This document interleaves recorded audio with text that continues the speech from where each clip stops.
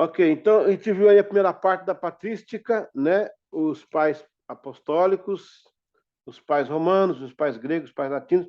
Eu vou voltar nesse tema mais na frente, acho que semana que vem, vou dar mais um enfoque.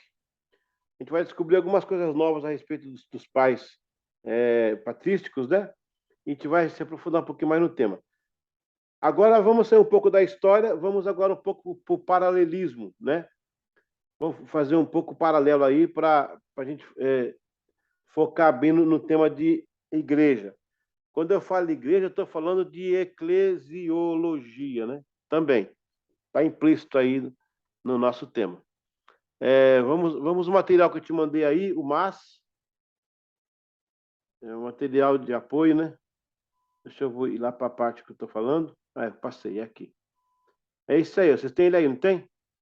Eu mandei pelo o Zap. Se vocês quiserem abrir aí no seu e-mail ou no seu Zap, fica à vontade. Então, vamos lá. O MAS, nesse caso aqui, a transição Israel-Igreja. É importante agora esse tema para a gente começar a falar a respeito disso aí. O Israel, ele projeta a igreja. Eu não gosto do termo a igreja, o Israel de Deus. Israel é Israel, igreja é igreja. Esse negócio do termo Israel de Deus, Israel é Israel, igreja é igreja, cada um teve seu momento na história, Deus trata cada um de uma forma, né? Mas eu entendo que o que Deus fez com Israel foi uma questão de projeção profética. Deixa eu falar um pouquinho sobre essa questão da projeção profética antes de entrar aí no MAS. Tudo que Deus fará no físico, ele é pré-determinado no mundo espiritual. Porque uma ação de Deus no mundo material sem uma prévia espiritual é ilegal. Por isso que existem as profecias. Por isso que o cordeiro que foi morto antes da fundação do mundo. Por isso que você vai entender quando Deus manda profetizar contra o rei de Tiro e Sidom. O profeta vai lá e profetiza contra o rei de Tiro e Sidom. O rei de Tiro e Sidom até hoje tá bolado, porque eu estou de boa aqui na varanda, vem aí um profeta e profetiza contra mim. Não, é porque o rei de Tiro e Sidom, ele tinha um comportamento idêntico com Gog e Magog do Apocalipse. Então, em cima disso, ele profetizou o futuro. Então, era sempre assim. O que é o tabernáculo? O tabernáculo é a profecia da redenção, a tipologia de Cristo, a questão do átrio, a questão das ofertas dos animais, o altar de bronze, bronze é julgamento, o sangue seria a redenção, e quando subia a fumaça que Deus recebia a gordura, era a glória de Deus. Então, a redenção sendo feita com o julgamento, né, no bronze. Aí você tem a justiça de Deus implementada. Tudo isso era colocando para a cruz, né? Você tinha lá dentro do lugar santo o altar de incenso, tinha o candelabro. O candelabro é aquele menorá com as hastes para cima. Quando você pega, são 7 hastes, né? São 3 aqui, um no meio e mais 3 aqui. Se você pegar as 3 daqui e entortar horizontalmente, e a outra se soltar horizontalmente, você vai ter a cruz desenhada. É uma cruz com os braços. Era como se o menorá estivesse chamando o Salvador à terra. Tudo isso é profecia, né? Os pães da proposição eram 12, que significava as 12 tribos, mas também pode significar os 12 meses, que Deus tem uma proposta, um propósito para cada um deles. Então, todo o movimento bíblico, veja o Cordeiro Pascual, apontava para Cristo na cruz do Calvário, né?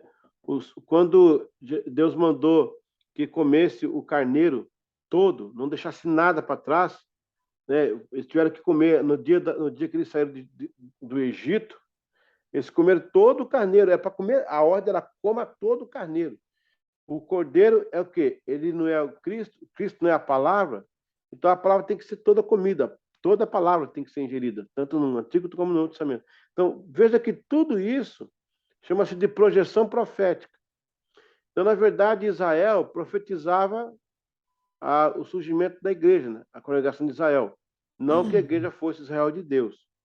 Você tem, por exemplo, quando o Império Assírio leva Israel no ano 722, vai junto Levi. O Levi é a tribo responsável pela adoração. E agora? Tudo bem, agora teria Judá, que sobrou Judá na Babilônia, que voltou em 536 para ajudar em Jerusalém. Dali nasce Jesus. Jesus nasce depois disso aí. O que acontece? A palavra Judá significa louvor. O ofício de Levi terminou com Israel. E pronto, Deus encerrou. Agora os gentios poderiam louvar através da tribo de Judá.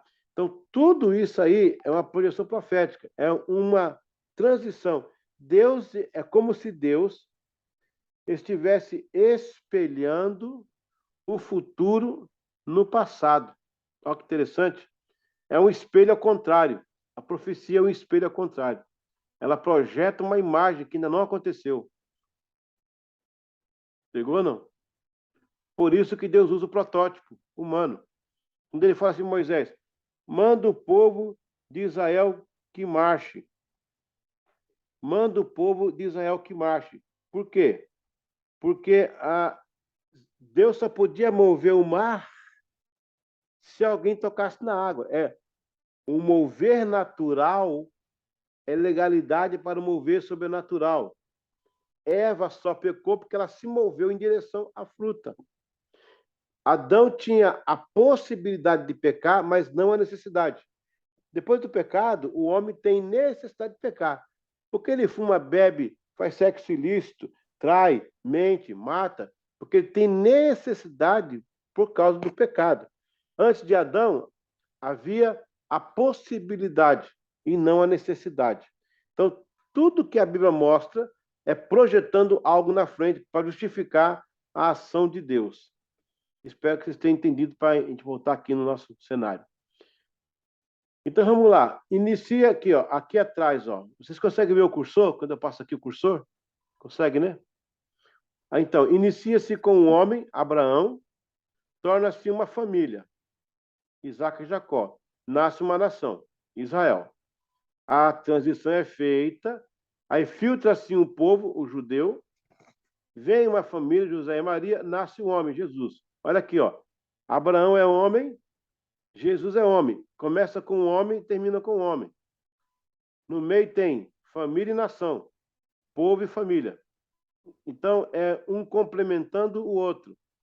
Aí você tem o episódio da transfiguração. Jesus fala com Moisés e Elias, não é isso? Que são as leis dos profetas, que era o Tanakh. Moisés, o Pentateuco, o Torá, Elias, o profeta, o Netuvim. Jesus, na história, nos escritos e nos poemas, Ketuvim. Era a transição entre as épocas. Na Bíblia hebraica, ela é constituída pelo Tanakh. O Tanakh é o acróstico do começo dos livros da Bíblia hebraica. Então, o Tá é para Torá, que são o Pentateuco, as leis, embora o Pentateuco é um nome grego, né? Foi a Septuaginta que deu. O Na é o Netuvim, que são os profetas. Lembra que Moisés estava vendo a Terra Santa no Monte Nebo?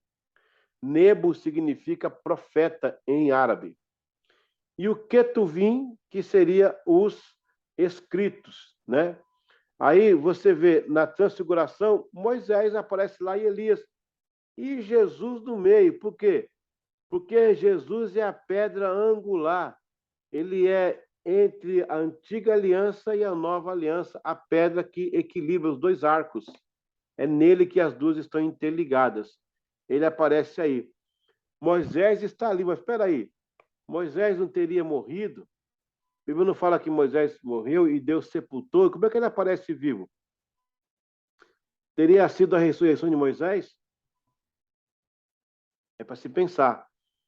Por que o corpo de Moisés não é achado?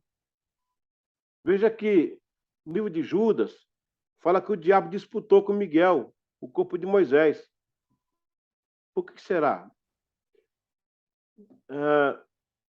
Quando a águia morre, o urubu não come a águia morta. A águia é a arqui-inimiga do urubu. Quando ela sabe que ela vai morrer, ela voa o mais alto possível, vai para os penhascos, onde o urubu não vai. Ela morre lá. Você acha na rua osso de galinha, você acha na terra osso de cavalo, osso de boi. Você não acha osso de gaita, de águia, desculpa.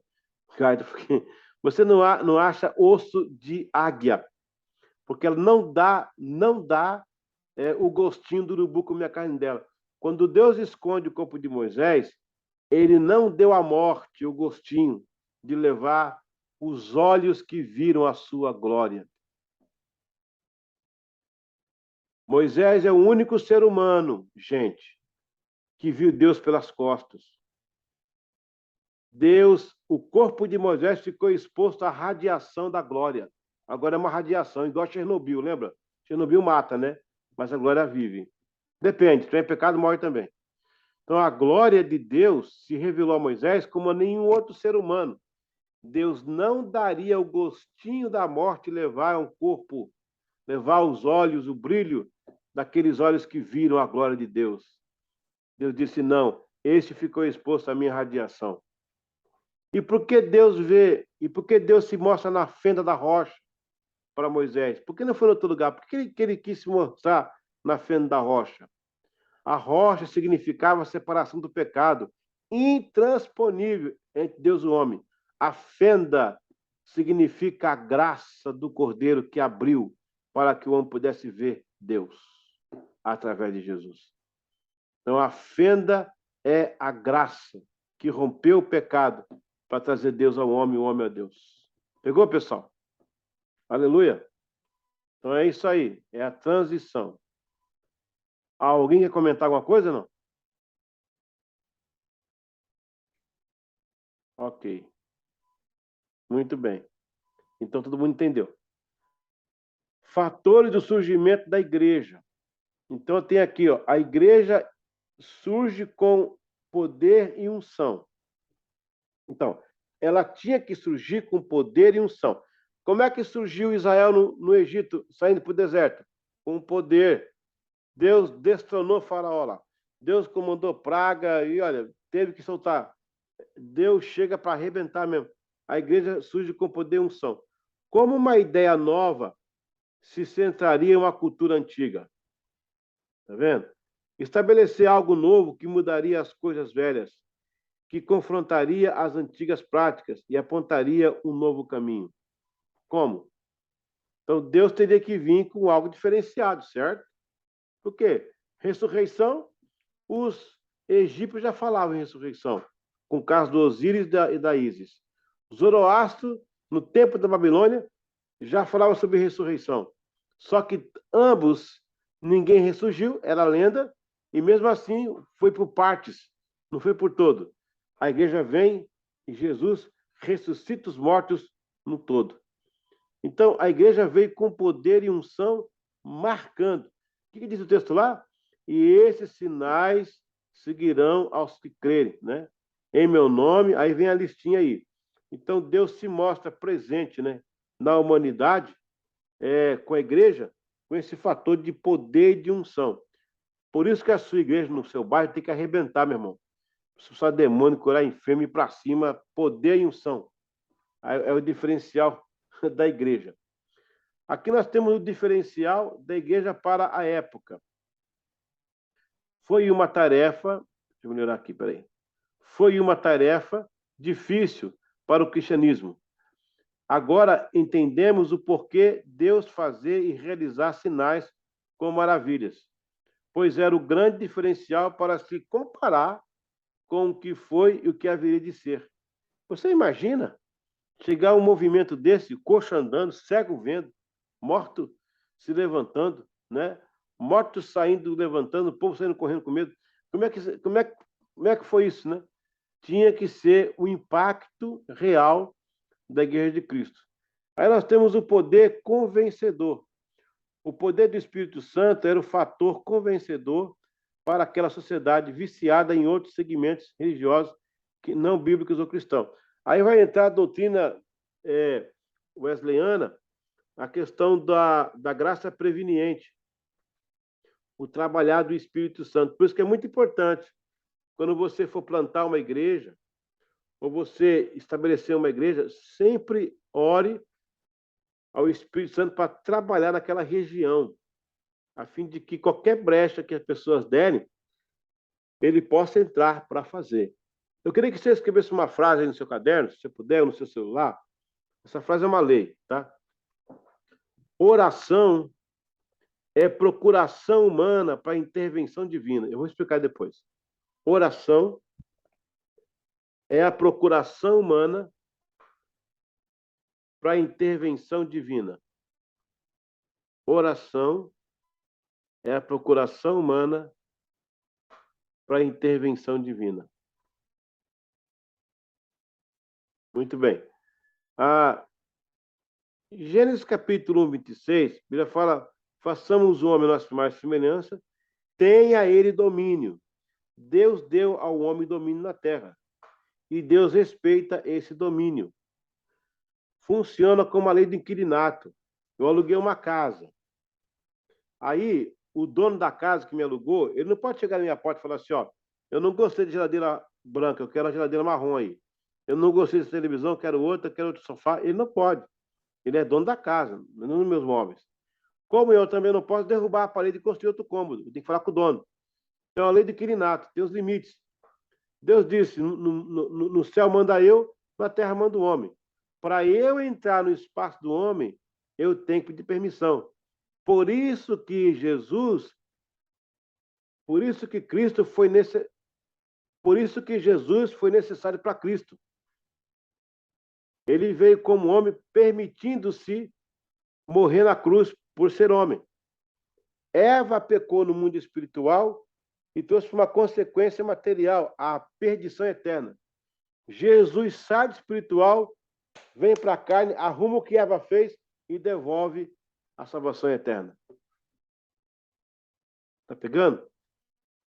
Então, o Espírito Santo está fazendo essa tarefa de convencer o homem para que ele possa tomar uma decisão.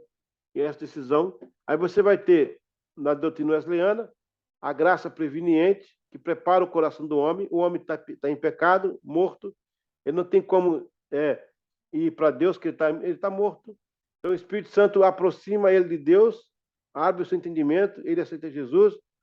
Quando ele aceita Jesus, acontece a graça justificadora, que é aquela graça que é a da conversão dos seus pecados, né? Aí vem a graça santificadora, que é o processo da vida, santificação. E, por final, a graça glorificadora, que depois da morte você é glorificado com Cristo. Então, o Espírito Santo tem esse trabalho aí grandioso na igreja. A teodiceia, alguém sabe o que é teodiceia? Você pode anotar, então. Teodiceia significa justiça de Deus. Teodiceia. Esse termo foi cunhado por um alemão chamado Leibniz, primeira vez. Teodiceia, justiça de Deus. O fundamento de alicerce do cristianismo deita-se na justiça de Deus, porque sua vontade de salvar a todos norteia um pressuposto de justiça para legitimar esta salvação. Por isso, a morte de Jesus e sua ressurreição, os meios de graça e a proposta de santificação. Então, a igreja, ela vem como fundamento de alicerce da justiça de Deus. Por isso que a agência torna, a igreja, torna-se uma agência de Deus, nesse sentido. Quando ela foi implantada, começada, fundamentada, é a enfermaria. O pessoal vem, passa pela enfermaria e aí segue. A igreja é uma manifestação da justiça de Deus. Veja bem, o trabalhar dos três, do Pai, do Filho e do Espírito Santo. Primeiro, Jesus tira a igreja do mundo. Segundo, o Espírito Santo tira o mundo da igreja. Terceiro, Deus tira a igreja da igreja. Vou explicar. Primeiro, Jesus tira a igreja do mundo.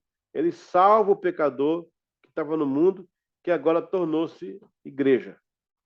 O Espírito Santo tira o mundo da igreja. Olha, Jesus tira a igreja do mundo, o Espírito Santo tira o mundo da igreja. Ou seja, a santificação. A pessoa veio do mundo e agora o Espírito Santo tira o mundo dela, vai santificando. No arrebatamento, Deus tira a igreja da igreja, porque nem todos que dizem Senhor, Senhor subirão. A igreja do Senhor está em todas as igrejas. Então, em primeiro lugar, Jesus tira a igreja do mundo. Em segundo lugar, o Espírito Santo tira o mundo da igreja. Em terceiro lugar, Deus tira a igreja da igreja. Isso dá um bom sermão. São 3 tópicos aí fantásticos. Primeiro, Anotado. anotou, né? Vamos lá, me ajudem aí. Jesus Cristo tira a igreja do mundo. Isso é o quê? É salvação. O Espírito Santo tira o mundo da igreja. Isso é santificação. Exatamente. Deus tira a igreja da igreja. Isso é arrebatamento. Fechou. Os 3 trabalhando aí na agência chamada igreja. A igreja envolvida. Tudo isso. Espírito Santo, Jesus tira a igreja do mundo. O Espírito Santo tira o mundo da igreja. E Deus tira a igreja da igreja. Fechou. Fechou. Glória a Deus. Pastor, eu poderia aqui, com a sua permissão, colocar: Deus tira a igreja da igreja como glorificação ou não encaixa? Pode ser também, glorificação, claro. E uma vez que ele tirou, já era. Foi embora. Agora é só glória. Vai usar em Doutrina de Santidade 2, né, Negrinho? Você Aí, ó. Você é ligeiro, Negrinho. Mas é um sabão. São sempre os mesmos, Major. São sempre os mesmos. Mas é um bagre ensaboado. Por que Deus não dá a sua glória para ninguém? Ele disse que a minha glória não daria a outra, não é? Por que ele não dá a glória para ninguém? Alguém já pensou nisso? Será que é porque ele é egoísta? Não quer dar para ninguém a glória? Então, na verdade... Sabe usar ela, né? Ninguém sabe usar ela. Né? Ninguém sabe usá-la. Ok, vamos lá. O que mais pode ajudar aí? Vamos aqui para aprender. Isso aqui é uma escola. Falar que ninguém seria digno. Eu ia por esse lado também. Por causa da santidade de Deus, sei lá. Ninguém seria digno. Ninguém está à altura. Ninguém está à altura. Ninguém seria digno. Ninguém sabe usá-la. Porque só ele é santo, né? Só ele é santo. Ok. Tem algo mais profundo aí nisso aí. Vamos lá. Deus é a sua própria glória. Deus é a glória. Deus não dá porque ele é indivisível. Eu não posso tirar uma porção de Deus. Ele é indivisível. Segundo lugar, você não tem formato para receber a glória. Na verdade, ele podia até dar, mas nosso corpo não suporta. É como se fosse um computador XP80, XP80 não, é um computador XP241, que é o primeiro, tinha até o Winchester. Você colocar um programa de Windows 7 nele, ele não lê. A glória de Deus é ilegível no homem. Ele não dá porque você não aguenta. Se ele der, ele te mata. Por isso que ele é a própria glória. Ele é indestrutível por causa da sua própria glória. E essa glória que ele vai revelar para a igreja, que nem Israel viu. Quando Moisés desce da montanha com o rosto brilhando, Deus está dizendo: essa é a minha imagem que eu vou projetar na igreja. O judeu olhou, não sabia o que era. O hebreu olhou, não tinha ideia. Mas Deus revelou a igreja. Então, Deus, ele é a sua própria glória. Portanto, ele é indivisível. Ele não pode dar a parte dele. Porque Deus não reproduz. Deus só cria. Nós somos produtores, nós somos reprodutores. Frutificai-vos e enchei a terra. Por que Jesus pega o pão, ele abençoa e não multiplica? Alguém fala que multiplicou pão? Multiplicou pão, não. O pão multiplicou na mão dos discípulos, não na mão de Jesus. Ele só mostrou o pão. Porque Deus é criador. Deus não pode duplicar. Deus só cria. Se ele duplicar, ele detona contra ele mesmo. Ele não faz réplica, ele faz coisas novas todos os dias. Eis que faço novas todas as coisas. Tá pegando, pessoal? Sim. Sim. Aleluia. Por isso que Deus não dá a sua glória, porque você não aguenta, você não tem formato para receber a glória. Ele não pode se dividir dele mesmo.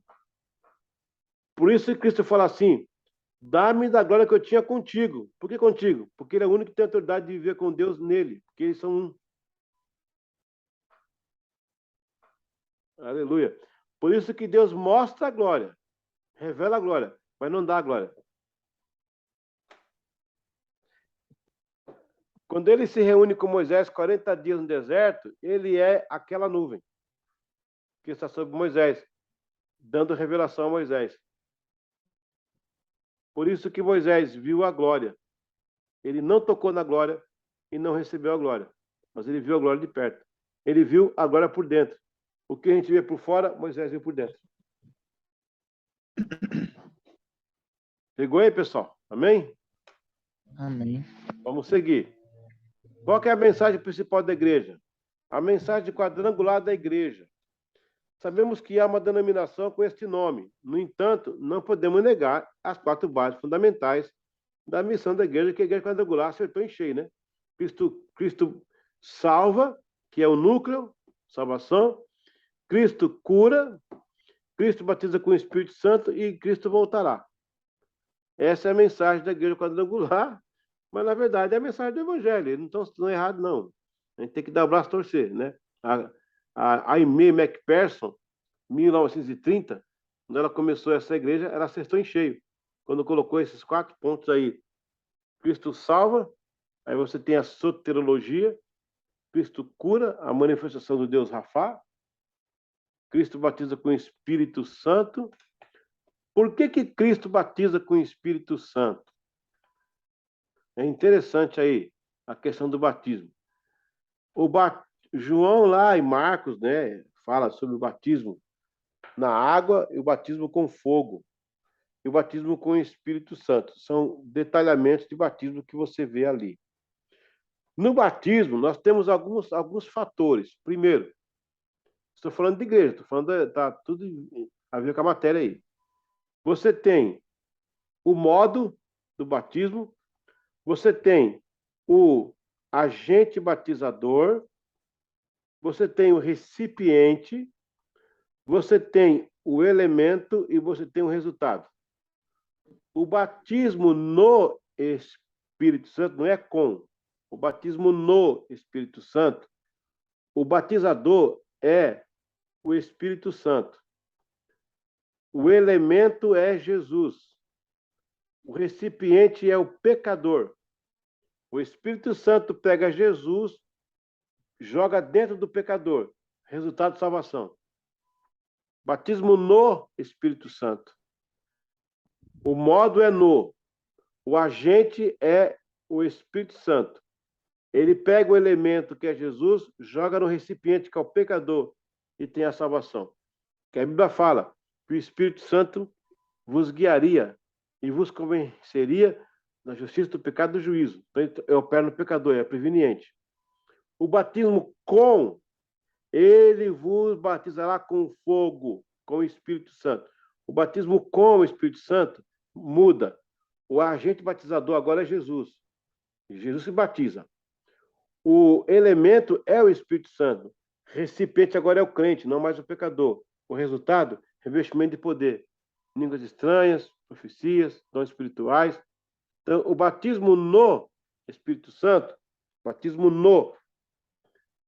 O Espírito Santo pega Jesus, joga no pecador, resultado de salvação. O batismo com Espírito Santo, Jesus pega o Espírito Santo, joga no crente e ele é revestido de poder. Batismo com fogo, que é aquele batismo que Jesus falou com os irmãos Boanerges. O batismo que eu vou ter agora, vocês não podem ter. Esse batismo, que é o batismo com fogo. Agora, o agente batizador é Deus. Deus pega a luta e joga no líder. Ele sai com experiência. Foi na fornalha da aflição que eu escolhi você, diz a palavra. Deus forja no fogo o líder. O líder forjado no fogo, ele tem lágrima, tem sofrimento, ele tem dificuldades, mas ele sai com experiência. Quando Deus batiza com fogo o líder. Então, o pecador é batismo no Espírito Santo, salvação.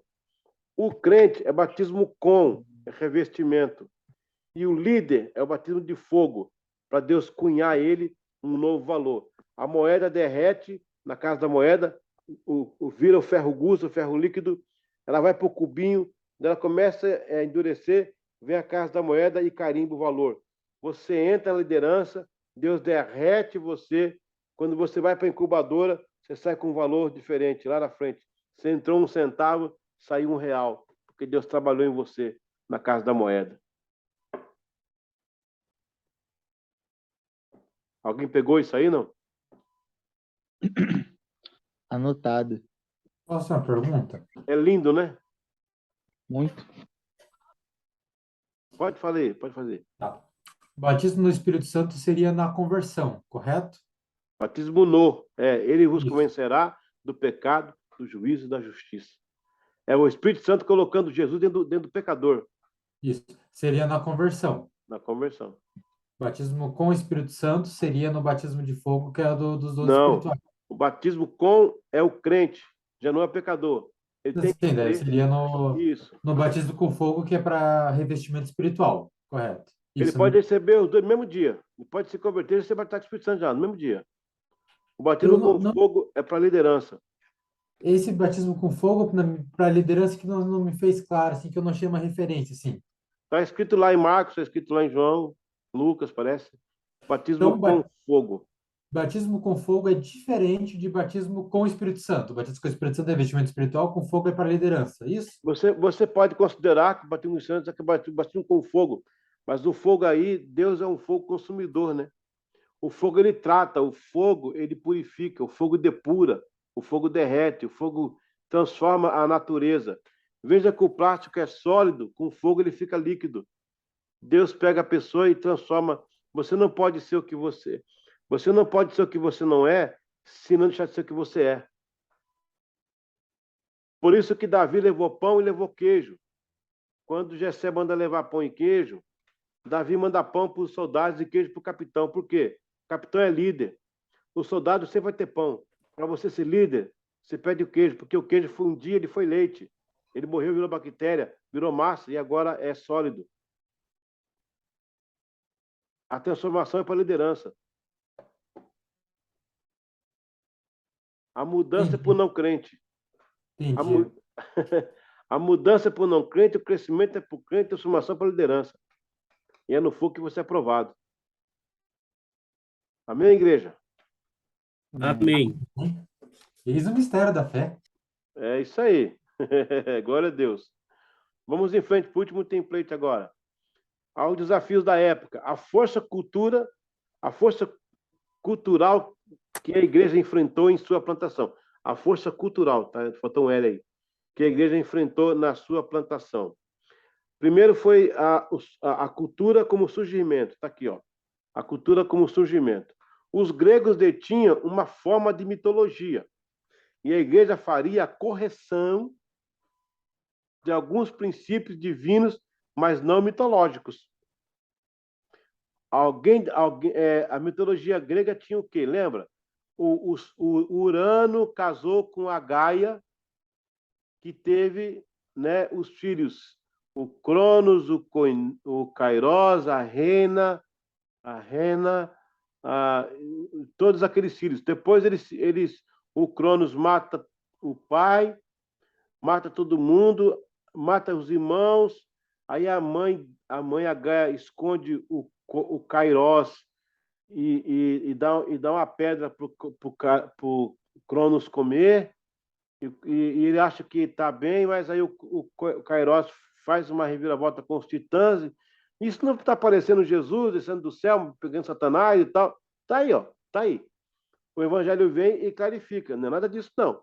A história real é essa aqui, isso é uma sombra. Entendeu? O Cronos, que mata os irmãos para ficar no lugar do pai, a palavra Cronos vem do cronômetro, né?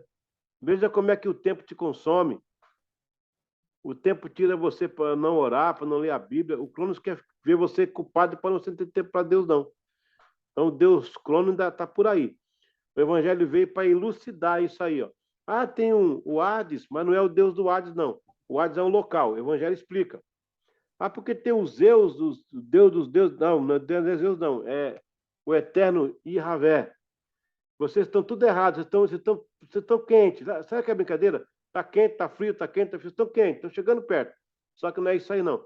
Então, a igreja vem para elucidar uma cultura. Tirar os excessos, colocar o que está faltando e equilibrar o pensamento daquela época, né? Aí vem a contracultura, que é o confronto. Isso evitou o sincretismo na igreja, porque o Deus da igreja não tinha imagem e era um só, não mais nenhum outro denominado Deus. A mitologia grega, a mitologia cananita, a mesopotâmica, a acadiana, todas elas vinham com vários deuses. Os caras são tão fracos que andam em bando, né? A igreja vem com um Deus só. Enquanto as religiões têm um Deus para cada coisa, Deus do sol, Deus da chuva, Deus da pesca, o nosso Deus é um só para todas as coisas. Por isso que o nosso Deus é El Shaddai, o Todo-Poderoso. Sabe o que significa o Todo-Poderoso? É o onipotente. Sabe o que é onipotente? O único potente. Omnipotente. Único potente. Não tem outro. Não tem como medir potência. Quando Deus fala assim, João Paulo, eu sou o único a ser adorado, não adorarás outro Deus, só a mim prestarás culto, porque Deus é ignorante, Deus é, como é que chama, egoísta, só quer para ele adoração para ele? Não. É porque, você está sentado aí? É porque, como Deus não tem ninguém, Deus não compete. Irmãos, o egoísmo é quando duas pessoas disputam um produto. Então, o Daniel tem uma bicicleta, o Daniel e o João Paulo. Eles estão brigando, o Daniel quer, o João Paulo eu quero, é minha, é minha, é minha. Isso é egoísmo. Porque o produto é para dois semelhantes. A adoração não reconhece outro Deus, a não ser nosso Deus. Então, ele não compete com ninguém. Não tem concorrente. Ele é único. Por ele ser único, é o único que deve ser adorado. E só a ele pertence a adoração. Por ele ser único, é o omnipotente, omnisciente. O omnisciente é o que sabe tudo. É o tudo saber. Glória a Deus. A igreja vem com esse confronto da contracultura. E aí vem a cristianização. Não, aí vem a endoculturação, o resultado. O que é endoculturação? É a cultura feita por dentro. O Deus vivo, tão esperado agora, revelava-se através do seu povo na cruz. As civilizações viram na igreja que imaginavam em suas mitologias. O que eles imaginaram na mitologia, eles viram na igreja. A Santa Ceia do Senhor. Agora sim, porque Zoroastro fazia ceia. Sim, reunião com pão, com vinho. Mas agora a igreja vem e fala, peraí, vocês faziam isso, mas peraí, sabe o que significa isso aqui? O pão significa o corpo de Cristo. E o vinho significa o seu sangue. Agora sim, agora vocês entenderam. Então a igreja veio trazendo essa endoculturação, ela veio dando novos nomes e significados ao que já era praticado, erroneamente ou exageradamente, mas era praticado. E por final, a cristianização, que é o recurso por onde a igreja passava, cristianizava nos primeiros séculos.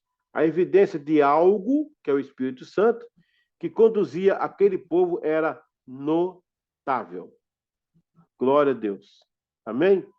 Vamos aí, então, ao nosso fórum. Algum ponto que você quer discutir aí, apesar que o Daniel já adiantou aí o ponto dele, do Espírito Santo. Tem muitos pontos aí que você pode elencar, se você quiser fazer. Nós temos 8 minutinhos. Sim, eu queria trazer de volta a questão que você falou da oração. Eu anotei aqui. A oração, ela é a procuração humana para a intervenção divina. E isso também explica porque muitas vezes Jesus, quando ia curar, ele perguntava à pessoa, né? O que queres? A pessoa tem que se manifestar o desejo de ser curada, porque Deus não pode ser acusado. É o livre-arbítrio. Uhum. Quando Jesus olhou para aquele cego e falou assim: o que quer que eu te faça? Meu, estava na cara. Estava na cara por dois motivos. Por uma gíria, está na cara, o cara é cego, está na cara. Segundo, que está no rosto, que está no rosto dele, é cego. Mas era preciso se expressar. Por isso que nós vamos entender, David, por que nós temos que orar. A pergunta é: se Deus sabe tudo, por que temos que orar, se Ele sabe tudo? Não, nós temos que orar porque Deus precisa fazer com justiça. Eu estou pedindo, aí, diabo, eu estou fazendo o que Ele está pedindo. Deus não quer prestar conta ao diabo, mas Deus não pode ser acusado. E a oração é essa procuração. Eu tô aqui nos Estados, eu tô aqui na Inglaterra. Eu quero vender uma casa em Curitiba. Eu passo uma procuração para o Major, no nome dele, ele vai lá vender minha casa. Faz o que ele quiser, porque precisa de procuração. A oração é a procuração humana para a intervenção divina. Veja que a oração ela está relacionada ao fôlego, né? Como você se expressa. Lá no Éden, quando Deus soprou, Adão respirou. Quando Deus exala, o homem respira. Quando o homem exala, Deus respira. Ou seja, quando você ora, ela sobe. Por isso que a oração o diabo não pode impedir. Cornélio, que não era crente, não pertencia a nenhuma igreja, ele orava e Deus ouviu a oração dele.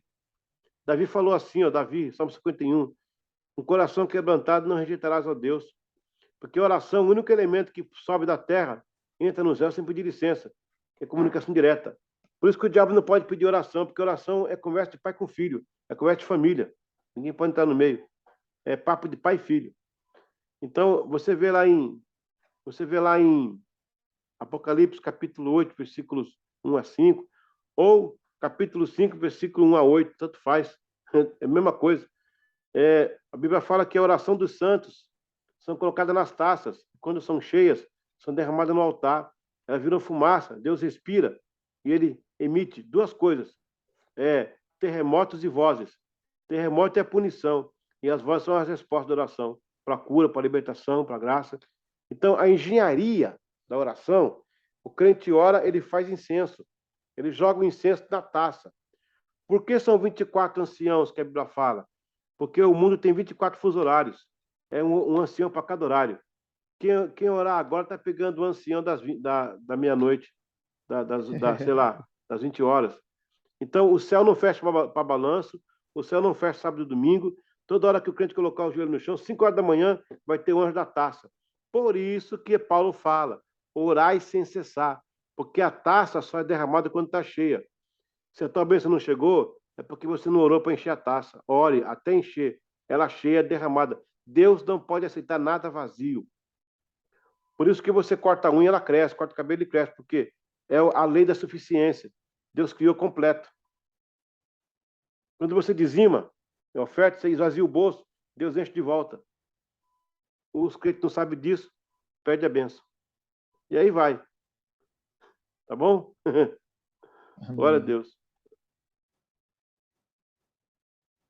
O senhor comenta ali da glória de Deus ali, é, é daí que a gente vai tirar aquela explicação, então, que Moisés ficou de costas, né? Se ele só, em tese, ele não pôde ver o rosto de Deus. É daqui que a gente tira essa explicação? Deus passou de costas na fenda da rocha, né? Moisés viu Deus pelas costas. Só que aí Deus viu pelas costas, nesse caso aí, é uma teofania, né? Porque Deus não tem costas, Deus é espírito. Ele se personificou como um ser humano super, e Moisés viu pelas costas algo tremendo na linguagem humana, para Moisés entender. Não é que Deus tem costa como nós, né? Ele é espírito, só que ele se personificou, que é teofania, né? É quando Deus se expressa na linguagem humana. Minha mão está estendida, mas ele não tem mão, ele é espírito.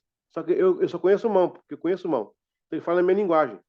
Eu preguei na África, no Senegal, eu falava, Jesus é o pão da vida. Ninguém sabia o que era pão, lá no meio dos índios, lá no meio da roça. Aí o intérprete interpretava Jesus é a mandioca da vida, porque o pão para eles era mandioca. Então Moisés viu pelas costas, porque é a linguagem que ele entende do ser humano. Se Deus se mostrasse um outro ser, extraterrestre, que ninguém sabe, ele não sabia nem explicar.